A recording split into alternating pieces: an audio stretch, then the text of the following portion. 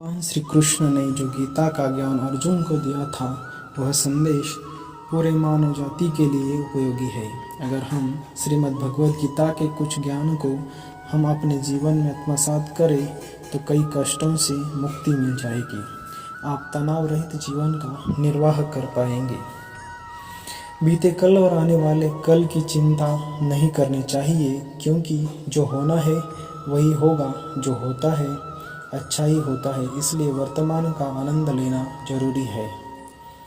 नाम, पद, प्रतिष्ठा, संप्रदाय, धर्म, स्त्री या पुरुष, इसमें जो मनुष्य ध्यान देता है वह कभी सुखी नहीं रहता।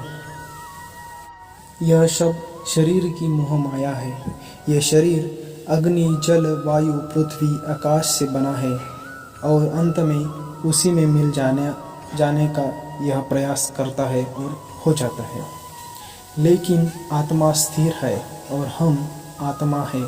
आत्मा कभी न मरती है, न उसका जन्म होता है और न मृत्यु होता है। आत्मभाव में रहने से ही हमें मुक्ति मिल सकती है। परिवर्तन तो संसार का नियम है। यहाँ सब बदलता रहता है। कोई भी चीज़ यहाँ पर स्थिर नहीं है। इसलिए सुख दुख, लाभ हानि, जय पराजय, मान अपमान आदि में भेदों में एक भाव में स्थित रहकर हम जीवन का आनंद ले सकते हैं। इसी तरह हम अपने क्रोध पर काबू रखना सीखना चाहिए। क्रोध से भ्रम पैदा होता है और भ्रम से बुद्धि विचलित हो जाती है। इससे स्मृति का नाश होता है और इस प्रकार व्यक्ति का पतन होने लगता है। क्रोध, काम वासना और भय ये हमारे शत्रु है। अपने आप को भगवान के लिए अर्पित कर देना जीवन का सार्थ है। फिर वो हमारी रक्षा करने के लिए भगवान सदैव तत्पर रहते हैं। हम दुख, भय, चिंता, शोक और बंधन से मुक्त हो जाते हैं, क्योंकि हम भगवान के शरण में आ जाते हैं। इसलिए भगवान की हमारे ऊपर कृपा दृष्टि बनी रहती है। हमें अपने देखने के नज़रिए को भी शुद्ध रखना होगा और ज्ञान व कर्म को एक रूप में देखना होगा, जिससे हमारा नज़रिया बदल सकता है। मन को शांत करने के लिए अभ्यास और वैराग्य का होना जरूरी होता है।